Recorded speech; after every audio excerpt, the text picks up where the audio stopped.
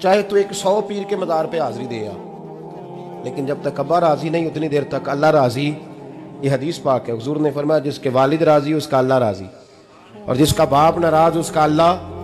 ہاں بے شک، اب یہ حدیث ہے نا، تو سارے ولی ایک طرف بیٹھ جائیں، کہیں یا اللہ بخش دے مرید کو، لیکن اگر ابا کہے یا اللہ نہ معاف کرنا، تو اللہ ان اولیاء کی نہیں مانتا، والد کی مانتا ہے۔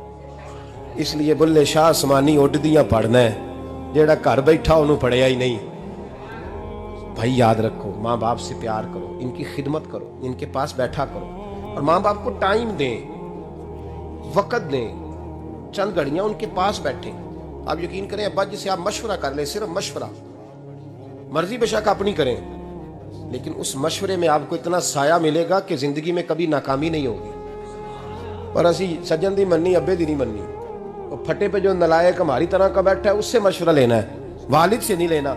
باپ کے پاس بیٹھیں، اس سے مشورہ لیں۔